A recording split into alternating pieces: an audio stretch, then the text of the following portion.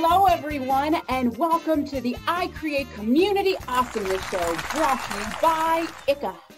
I will be your host today. My name is Jillian Cardinal, and I will be joined by 4 association executives from around the world who have made the transition to virtual events during these current events. We are going to be learning a little bit about them and their experiences along the way throughout our show today. So let's meet everyone, shall we? We're going to start with Ksenia. Ksenia, please introduce yourself and tell our fantastic audience about your experience up until now with virtual events. Well, thank you for having me on your show today. And like most of us, I have been learning on the fly. I had literally 48 hours to have an in-person event go live online in March. And in the last 8 months, which almost seem like 8 years, I have been learning every day, millions of webinars, articles, reading, resources. Everything was up for grabs for me. And I've been exchanging a lot of those resources with my colleague Sina, and we've organized quite a lot of webinars and events in the past couple of months. And she will be telling you all about it a little bit more when it's her turn. Perfect segue. Thank you, Ksenia. To Sina, tell us a bit about your experience, please. I feel like I became a Zoom webinar expert overnight because back in March, we immediately transitioned into virtual events because we still wanted to create education and content for our members. So since March, we organized hundreds of webinars. And up until today, we also transitioned 3 of our face-to-face events into virtual ones using simple technology like Zoom meetings, on-air or Zoom webinar. And right now, we're in the process of organizing our annual Congress, which is going to be hybrid with 8 hubs around the world and the virtual audience. So I'm ready to share my experience. I'm ready for the show, and I'm ready to win. Whoa, that competitive spirit is coming out. I love it, Sina. Let's move on over to Ian. Hello there, everyone. Well, it's good to be on your show. Going to win, obviously, being the Darth Vader of the group here. So our transition to virtual took place back in March. We did an in-person event in Bangkok, which was quite badly affected. So we knew then that we were going to have to move our June event to a virtual event. Still, you know, we had 11 weeks to do it. And we were able to pull that together pretty quickly using my dining table and my cats. You can probably hear one of them at the moment, who helped out on the conference. We managed to do an event for 630 people across a space of 3 days. So looking a bit further ahead, in December, we were supposed to go to Osaka. Unfortunately, we're not going to be able to do that now either. So we have decided to do a virtual event, which will be a full 24 hours, starting at 4 in the morning Central European time and ending 24 hours later. And we'll be going to about 20 plus countries in that time.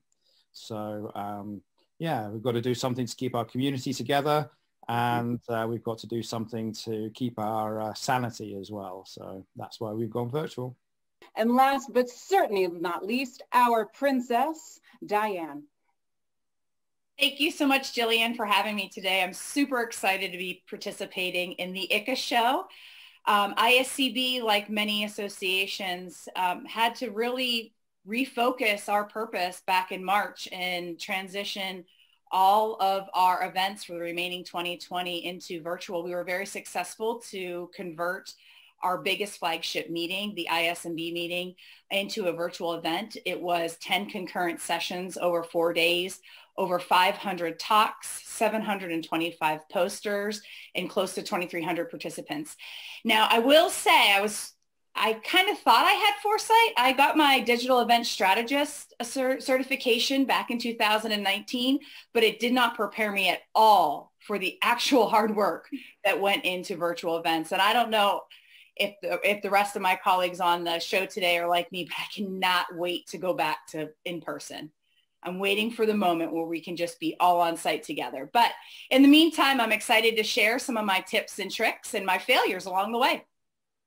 And I bet there's been many failures and successes that we can learn from. Absolutely. Great. So everyone, I'm excited to see your game faces, your buzzer hand ready, the competition coming out. So for our audience today, here's how our show is going to work. There will be 5 categories, which are engagement, no ring required, what the tech, money makes the world go round, building your A-team, and what would you do if? I'm going to be awarding points at my own discretion. Do not try to keep track of them. They will make no sense. And then we're going to wrap everything up with a final question to each of our contestants. So let's begin now. Our first category, engagement, no ring required. Buzzer hands ready, everyone. This will be a multiple choice question. Contestants, you are planning your upcoming virtual event. What is the first question you should ask yourself? Is it A, what is my budget? B, what's the purpose of this event? C, what is the perfect tech platform? Or D, does the word pivot need to be used in the event's marketing? Ksenia. I will go with answer B, purpose of your event. Would you care to expand a little bit on that for 5 extra points? Of course I would, because I'll do anything for extra points. When you do your live event, you need to have a purpose, because then you will do your marketing right. You will have your speakers, your content, everything built around. So it will be no surprise that for your online event, that's the first place you have to start off, because only with the purpose of your event, you can determine, okay, how long will you put it on? What time zone? Who is your audience? And how to get the buy-in from all your stakeholders. Absolutely. Purpose is critical. And naturally, I'm going to make a book recommendation, The Art of Gathering by Priya Parker. Everything starts with the purpose. Ksenia, 20 points for you. Excellent start. How would you say your communication strategy has changed moving to virtual? Because now we are facing so many more distractions than we had before. So how do we get our guests to want to buy in to joining our event? Ksenia. But what we have experienced is also the way you communicate, and the media you use to communicate has changed tremendously with the online events. So we are now using in our communication and marketing a lot of bite-sized video messages from your key stakeholders, from staff, board members, chapter chairs, who are really engaging and communicating your messages as your event ambassadors. So that has really become one of our key success stories in communicating our key messages. Excellent. Oh, Diane has a follow-up point, but before that, bite-sized messages don't get bite-sized points. 75, Ksenia. Woo! Diane, now I really have to step up my follow-up.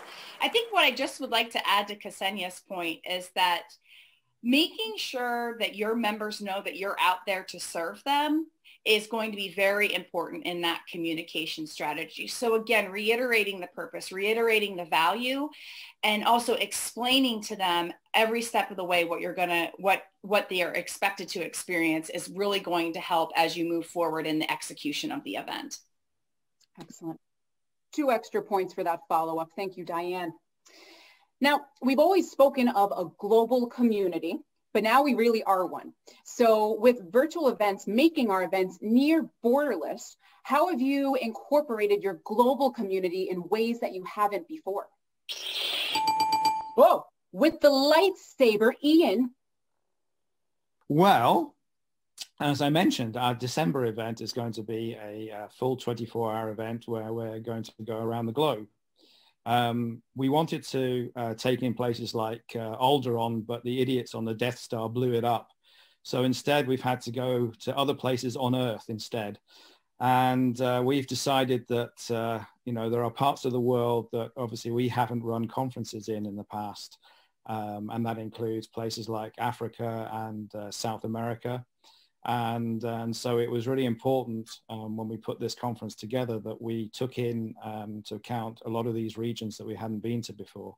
So we're making sure that we're going to places like Mauritius, Kenya, South Africa, Nigeria, Brazil, Colombia, and really making sure that they feel part of our community as well. So, you know, it really is a case of us being a global community and making sure that we practice what we preach as well now. Bravo, Ian. You get 32 points. A follow-up from Sina. Yes, talking about a global community. At our recent event in June, the Association Meetings program, we really noticed an increase in the registration numbers because now members were able to join the event that were usually not attending our event. Also, we had amazing keynote speakers from big corporations that we would, for face-to-face events, not be able to attract or afford. Also, in terms of accessibility, we used the technology of a hologram at our AES Live in September. So using this, it looked like the speaker was in Singapore, but he was actually in London. Ooh. Another example to widen your reach is that instant AI translation is improving so much and gets more and more affordable and easy to use. For example, a colleague of mine spoke at an event in China, and whereas he spoke in English, what he said got instantly translated into Mandarin by using the technology of AI. I think that's pretty cool. That's awesome, Tina. Now, was that hologram Princess Leia by chance? Almost. Almost. 30 points for that. Ksenia, you have a follow-up point. Yes, just to add to what both Ian and Sina said, the length of communication with your online community has now also expanded tremendously. People start discussing things they will talk during the event already much earlier. Then during the event, we've used several ways of really engaging with your online community, from Google Docs, note-taking documents. And then after the event, people really want to stay engaged and continue the conversation with LinkedIn groups, Slack groups, WhatsApp groups. So that has really expanded the reach within our community. Excellent, Ksenia. 30 points for that. Oh, but Diane wants to get her voice in. Diane. Just one last nugget for our audience to noodle today. Don't be afraid to start to switch your mindset and think more globally.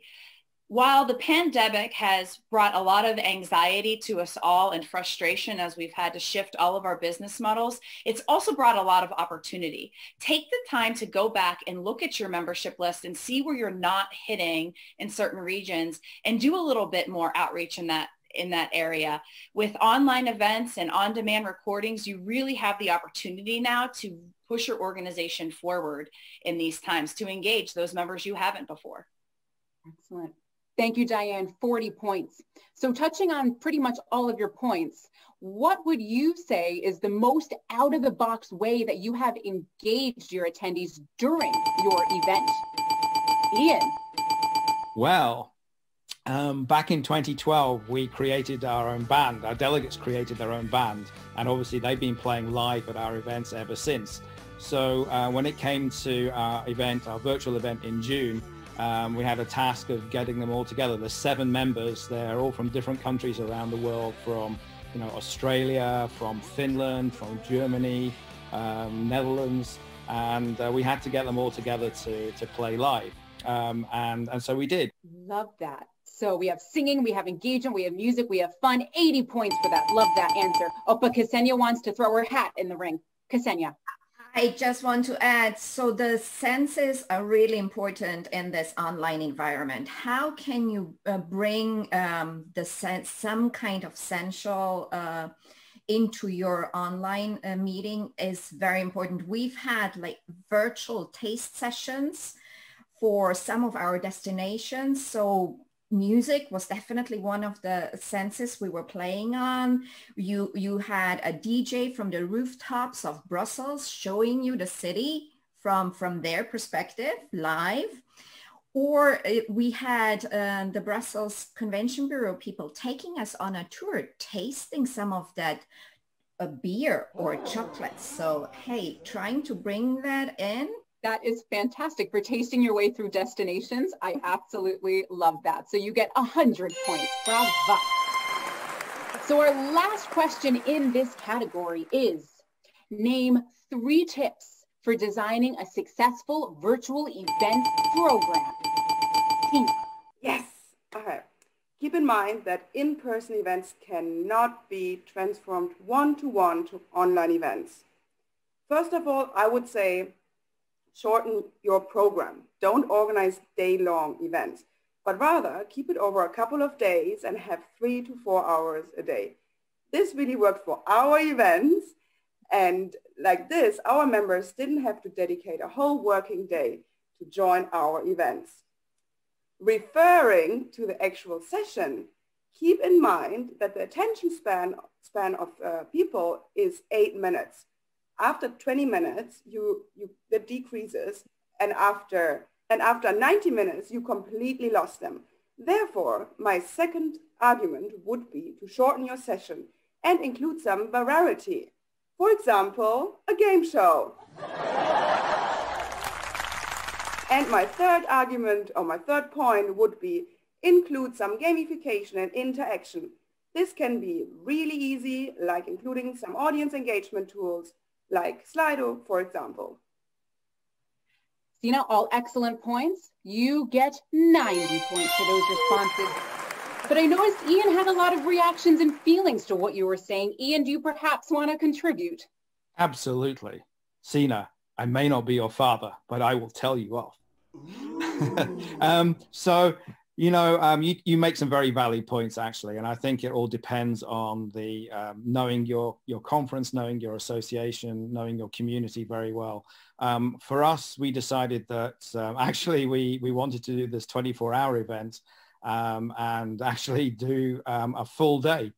As opposed to just 8 hours within a day. But we did that because we thought it'd be kind of fun.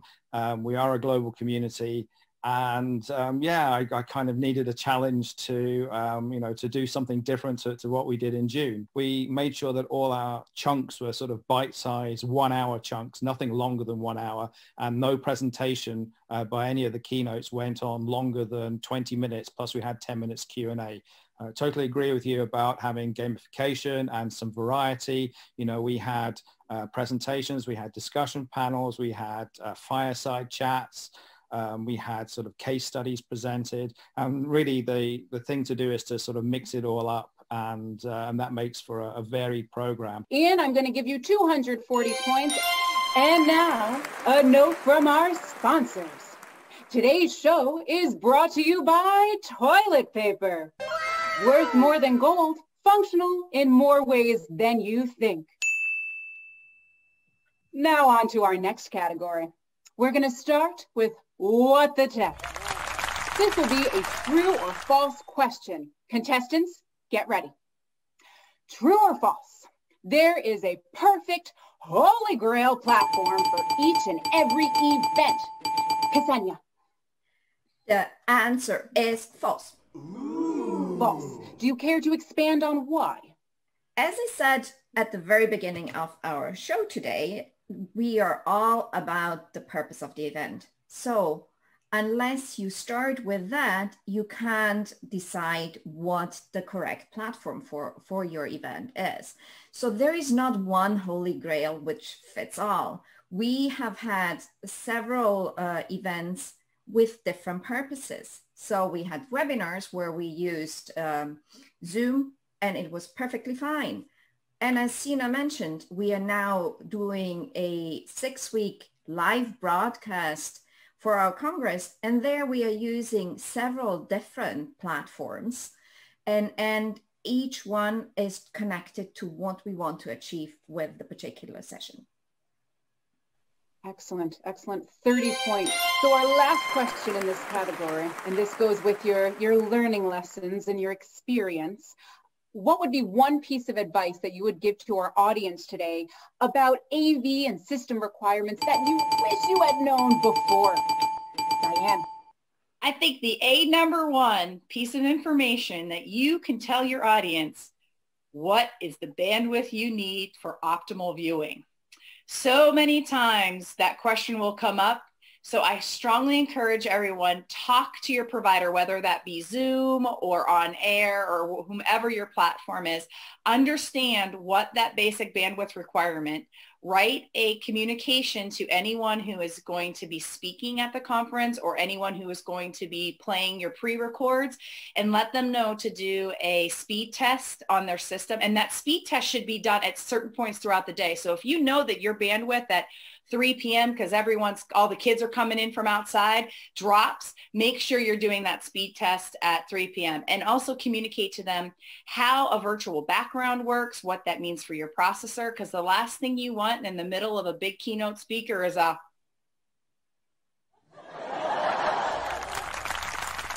no one wants that at their virtual meeting. Not at all. Excellent point as far as bandwidth, 30 points. Ksenia, do you have a follow-up? Talking about virtual backgrounds, one of my key learnings was right off the bat for my first virtual event, we're thinking we're being very lavish and had the beautiful virtual background. And then there I ended up being just this head with every now and then a couple of hands. And I had to switch it off halfway through because little did I know is that you have to have an Intel processor, which is 7 or higher in order to support virtual backgrounds. So now I'm just with my own office and my own wall. But what we have found as a potential solution is an overlay called OBS Studio. So if you do want to have your logo, that is definitely a solution which can be supported even with the lower level laptops you have. Excellent. OBS Studio, noted, 50 points. That closes out this category. On to our next. Money makes the world go round. So with everything that's happening as far as current events, there has been an ongoing discussion as far as free versus paid events. Contestants, where do you stand on that debate? Diane, we'll start with you. I am very passionate about this, Jillian, very passionate. In my personal and professional opinion, your content has value. So if the content has value, why not charge for that value? Absolutely, yes, there should be programs within your organization's repertoire and portfolio that should be free and a member added benefit. But these large conferences and virtual events that we're producing, they come with a price tag. Now that price tag may only be 20,000 euros or 2,000 euros, but it's still something. There's staff time, there's tech involved, and that content has value. People pay to come to your in-person event. They'll be willing to pay to come to your virtual event because content has value. Content has value. So we have for a paid 30 points. Ian, what are you going to say? I totally agree with Diane. How on earth am I going to feed my cats if we don't have paid for events? A very critical question that we all wonder ourselves when we plan these events. I mean, I totally agree that there should be some free content, obviously, for your members. But, when it comes to doing your conferences, we live and die by our conferences. Our annual conference provides the majority of the income we need to survive as an association. If we did that for free, we just wouldn't survive. People want us to continue. Therefore, they will, and they have done. They have paid for our conferences. And there's an understanding between us and all our members of our community that that's how we survive and that's how we continue. So events have to be paid for. Absolutely, 100%. We need to survive, and the cats need to survive. 37 points. Dina, you seem like you don't necessarily agree, though. Do you care to expand upon that? Yes.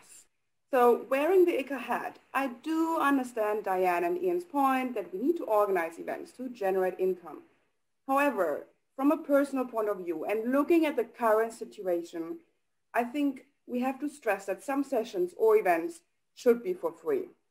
The situation right now has changed, and we have to bring in the human element. There are a lot of people without a job, and they would really benefit from this education. So I think we should show some empathy and keep this in mind. Thank you for sharing a counterpoint. 25 points. So now, as we've been discussing as far as paid events and the value that they bring, how do you determine a price point for what these paid events should be? Ksenia. So coming to that question of the Holy Grail for platforms, there is also no formula which will determine the price for every association, for every event. So what I'm happy to share is a couple of elements and a couple of models we have seen out there. One model is you charge simply the same registration fee which you would charge for your in-person event, having your markup, your costs, etc. So then another model we've seen is just charge 50% for the event. Obviously, a lot of associations have determined to give back to their community, and if they could afford it, they did a whole free event. But what I was in particularly surprised by was this new model, which is out there, and it is called Reserve Your Spot. So you reserve your spot with a nominal fee, and you pay only after the event the perceived value to you. If you want to know more about this, it is weshowup.io. There you can find out more about this entire process of paying for what you perceive as a value. That's a very interesting point that I think there'd be a lot of debate around that as well. I'm going to give you 25 points. So the last question in this category, talking about budget still, what other revenue options could I perhaps incorporate into my online events that I may not have thought about before? Ian. So what we did was we created this thing called a listener rate. It was primarily for people who wanted to watch the recorded version of our conference. So what we did was obviously everybody who attended the conference paid a fee, and the conference was then online for the next month. So anybody who wanted to, obviously the people who had attended the conference, they get access for the full month. But anybody who wanted to just purchase the listener fee, which we only charged €100 for, they were able to do that, after the conference, and then have a whole month's worth of time to look at all the different sessions. So that was one thing that we did. Another thing was to think a little bit about virtual sponsorship. And one thing we did there was to sort of go to some of the organizations that we know would send quite a few delegates and say to them, look, just to recognize you as a supporter of the event, put your logo up on the site, etc., and in the conference app. Why don't we give you a group deal for the delegates that you want to send? And so we kind of traded delegate places for a bit of recognition for those organizations that provided a lot more support. Nice ideas. 30 points. Diane, do you have a follow-up? I just wanted to add another example for folks to consider. In a lot of situations, that mobile app and that program that was once printed is no longer in place in a virtual event. You're within your web platform or your delivery platform or your website pages. And what ISCB had done for those organizations who had just a little bit of funding but wanted to have a presence is we created an online marketplace. So it was much like a directory where you could just browse through and check out different categories of things, whether it was tools or cloud storage, software development, things like that. And it was all kind of organized in our online marketplace. And it was just a small fee to go in. Solid ideas. 20 points. That closes out this category. Now we're going to move on to building your A-team. We're going to start with a true or false question. Contestants, get ready. True or false? I only need one person to set up a Zoom event. Sina. False. False. Would you care to expand on that, Sina? Sure. For an online event, you still require a whole team. Like, don't underestimate the work that goes into an online event. For example, you still need people to manage the speakers, the registrations, marketing, everything that you usually also have to do for an in-person event. Or, for example, for a simple Zoom meeting, you still need somebody to moderate the chat, take care of the Q&A, be the host, or take care of the camera viewings. So don't underestimate the work that goes into it, and have your stuff ready for that. And don't ever underestimate Zena. 32 points. Ian, there's a smile on your face. What do you have to say? Oh, this time I agree with Zena. No, if we think a little bit to the future as well, when we're going to have to run hybrid events, I think it would be a huge mistake if you think that your in-person team can also run the virtual element of a hybrid conference. No chance. So you're going to need to have two teams in place, and these two teams obviously will have to work together, but one will be focused on running the in-person event and the other one on the virtual element of your hybrid conference. So you're going to have to incur extra costs running a hybrid event, but having said that, you know, hopefully you'll get a wider audience as well, where you've got people signing in from places that where they can't actually come and attend the conference in person. The other thing I'd like to add, and I have ICA to thank for this, because well, when we were back in Houston, just under a year ago, oh, how I missed the times when we were able to get together. They'll come back again, I'm sure. But in Houston, ICA had a fantastic program where you invited students to come along, and I met some students there from Leeds Beckett University, not far from where I live. And during our conference in June, we got some of them to help out. As Sina mentioned, you know, when you're running a Zoom meeting, you need to have a facilitator who concentrates on just facilitating the session, but then you also need somebody else. It's really important that you have somebody else dealing with things like the Q&A and the chat and muting people who need to be muted and unmuting them when they need to be unmuted, all that sort of stuff. And you definitely need two people to run those sessions. Bravo, 30 points. Great job in bringing in the students and the next generation of event profs. And as our industry is changing, how would you describe how a virtual event designer should look? What should they do? Who are they? Ksenia.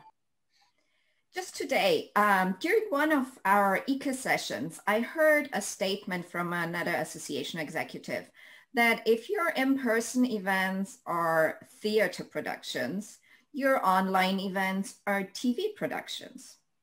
Well, I do agree somewhat, and I'm sure the event designer has a huge role of your TV producer there, pulling all the different elements together. But I also want to add to it that I actually feel that the online events are still also theater productions. You do need the magic happening. You do need even more engagement with your audience because they are not in the room. So you do need that event designer who is pulling them in. And there's a great book which has been around for a long time. It's called Computers as Theater by Brenda Laurel.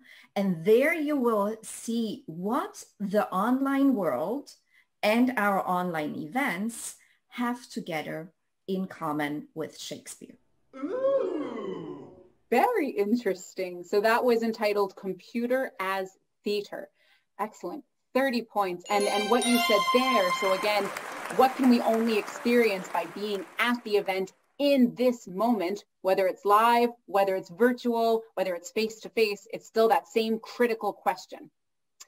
Beautiful. So our last question in this category, what if someone were to say to you, I've never planned a virtual event before. What sort of resources are there where I can better learn to become a fabulous virtual event planner? Ksenia. So I already mentioned that you have tons of webinars, certification program, in-house training. Don't underestimate the value and knowledge every of your colleagues holds. And there's also something out there which has become a trend, and it's a mentorship program. So try and learn from mentors who are willing to share their knowledge, but also if you do hold knowledge, try and share it with others. People really appreciate it in these times. Excellent. Mentorship, 100% agree with that, 100 points. Diane, you have a follow-up. I think I'd just like to mention some certification programs that are out there, and we'll certainly drop them in the chat as well for our audience. PCMA, the Professional Convention Managers Association, has a digital event strategist certification.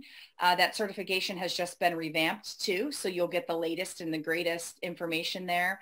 MPI has a certification in virtual event meeting management. Meetings Without Walls has a virtual event planner certification, and all these can be done online, which is really, really great. And some of them are condensed programs, so you can get them done in a short amount of time. Virtual Events Institute has a certification, and there are other skill sets that you'll learn, such as online marketing, social media courses out there that will come in handy too, because once you start into the world of virtual, it expands well beyond just the execution of the event, but how to use all the other tools that are tying in to the channel that you'll actually be distributing and broadcasting the content.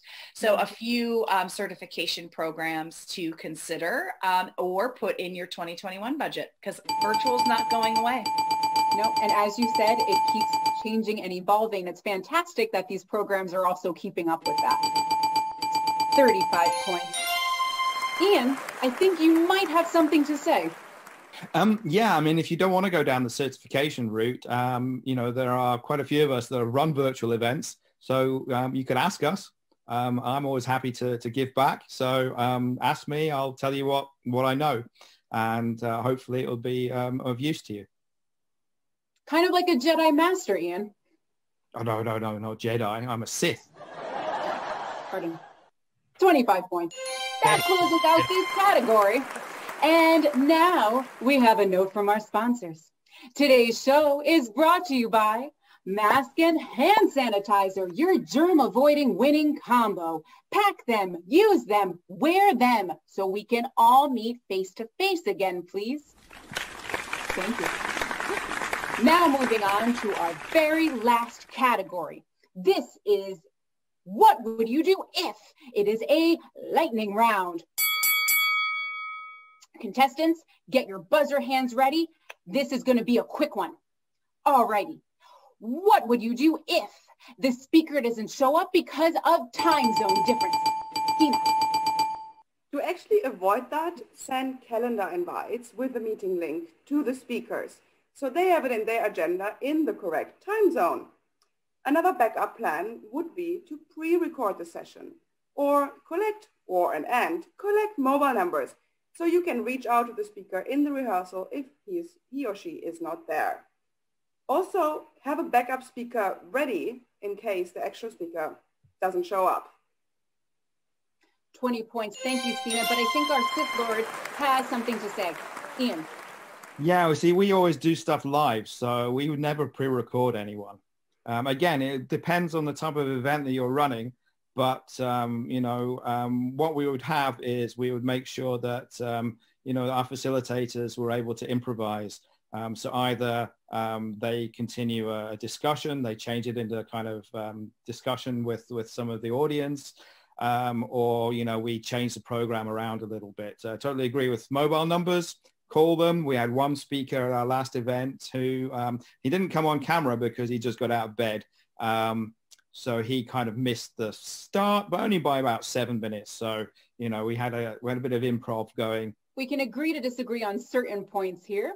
20 points for that, for thinking on your feet, being quick for the facilitator and for the virtual event planner. What would you do if the internet connection breaks down? Cassandra. What we always say is have your mobile phone ready and attach yourself to the hotspot. Works every time like a charm. Excellent.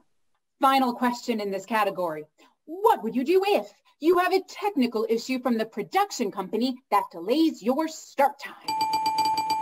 Diane. Communicate, communicate, communicate. You cannot over communicate something like that. What we did was we actually had staff members assigned to all of our communication mechanisms for our conference in the event it happened. We were very fortunate that the only technical issue we had with our conference was the CPUs were a little slow, but we took care of that in a session. But communicate, communicate. So we had someone on Slack communicating. We had someone on Twitter, email just to the registrants, email to the broader community, Facebook, LinkedIn, just over communicate that situation. And if you don't know the time, don't say you know the time. Just say we're experiencing technical difficulties. We'll be back as soon as you can. Please stand by. 18 points for that. So that closes out that category. But because I'm the host, I feel like throwing another question out to you all. So let's talk data. How do you benchmark success for virtual events? Diane. We did a survey, something just quick and simple. We surveyed our audience and we asked them to be very honest, rating us on a scale from 1 to 5 on how they felt the event went. And we surveyed everything from the layout of the event, the number of sessions, the technology that we use, the Slack channels that we use. And we got a lot of really good information back and things that we could expand upon and be better at executing moving forward, which was invaluable to us. Follow-up question for 6 more points, Diane, on that. Did anything surprise you that you weren't expecting to receive as part of the data? I was a little bit surprised on how much negative feedback we got not having a dedicated poster presentation time. We left that element of our conference a little loose just to address all of the many time zones that we were trying to serve for the conference. So we did learn that dedicated face-to-face time for the poster presenters was extremely important. We knew going into it that people would struggle with the virtual networking. And I was pleasantly surprised on the positive side of how much they did like the virtual networking and gave us some pretty good ratings. Ian. So before we did our virtual event, we picked up on about 35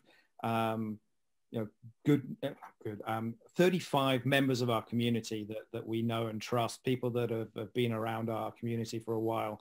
We told them what we had in mind, and bearing in mind that this was new for them as well, we asked them we asked them for their feedback.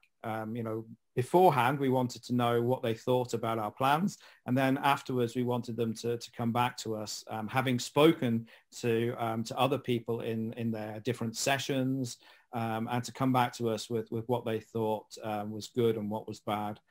And we felt that was the best way to sort of get a good feeling as to what people really thought about our event. Excellent. 30 points for both of you.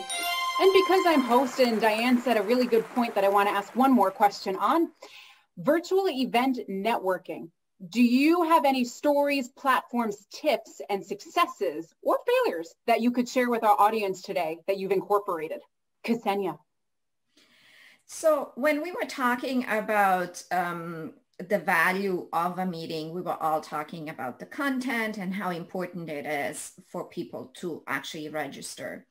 But one critical element which we really noticed is the networking elements as well. And that is the elements for which people came back for.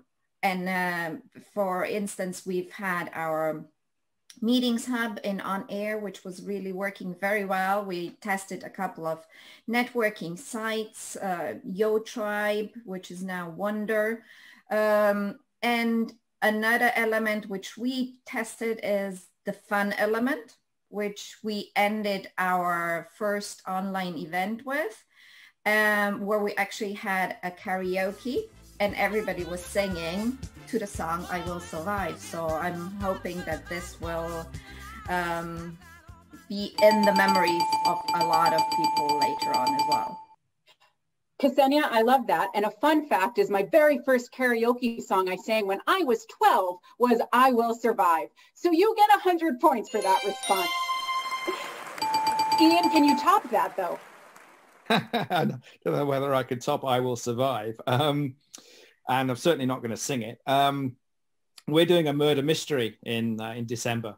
And we actually did a test the other week, and took us a couple of hours. But what we're going to do is it's going to be open to everyone, and we're going to split people up into teams, and we're going to have this murder mystery, and the team that wins will get some kind of prize. And we just thought that would be a great sort of icebreaker.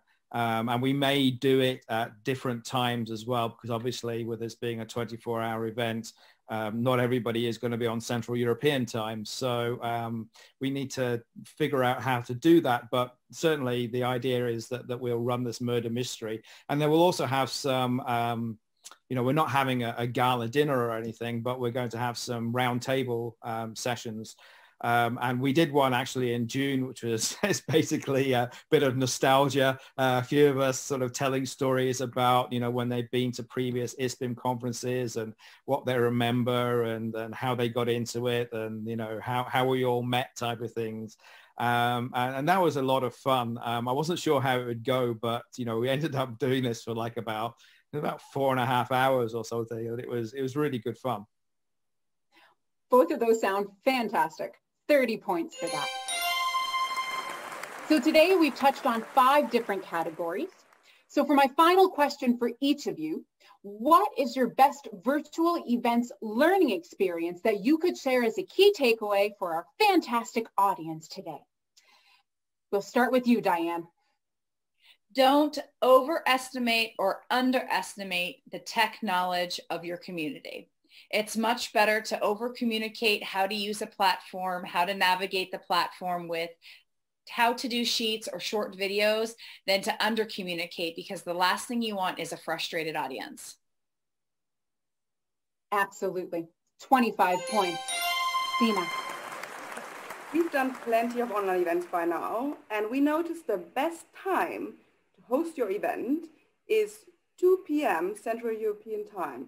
That way you can serve an international audience. From an organizer point of view, and to keep in mind that you have to do rehearsals, don't organize an event on a Monday. Those are very specific. Thank you for that, Sina. 32 points. Ian, I see your lightsaber. You have to test. Test, test, and test. It's really important that you do that. We did a test exactly 1 week before our last virtual event, and we did it to the actual time slots of that were in the program. And what we found was that we learned so much from that, and then so did all the different presenters.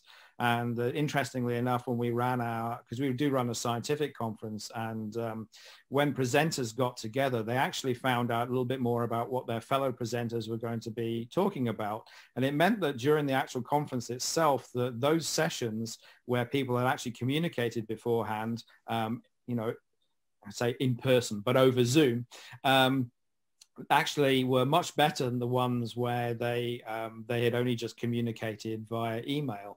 And the only sessions that we had any issues with at all during our actual conference were the ones where people decided that they didn't really need to do testing. So we're not going to give people the option for December now. They're going to have to test, or they're not going to be allowed into the conference. So keep it simple, make sure you test like crazy, and have fun while you do it. Prepare, prepare, prepare. 20 points. And Ksenia, your closing point. I would like to add what Ian already said, and say, ensure that there is a fun element, but also don't forget the human element. Everybody within your audience is a human being. They want to connect. So enable them to connect to you, to your speaker, to your content, but also to each other. I absolutely agree. Humans interacting with humans, never forget that. 40 points. And because you are all so competitive, You are probably wondering who is the winner of today. But because the points are so arbitrary, as I said, Sina's a winner, Ksenia's a winner, Diane's a winner, Ian's a winner, everyone's a winner. Let's tell you what you won. So, Ksenia and Diane, because you both really love wine, we're going to be shipping you 3 barrels of wine from France. Good luck storing that. Ian, because you put all of your cats to work, you're going to get 5 bags of cat food per each cat, and you can get 26 packs of beer. And Sina, last but not least, you're entering the rainy season in the Netherlands, so we're going to send you a brightly colored umbrella for each day of the week. And that is all the time we have today on the I Create Community Awesomeness Show. Thank you to my fantastic contestants, this amazing audience, and joining us today. And we look forward to seeing you all face to face soon.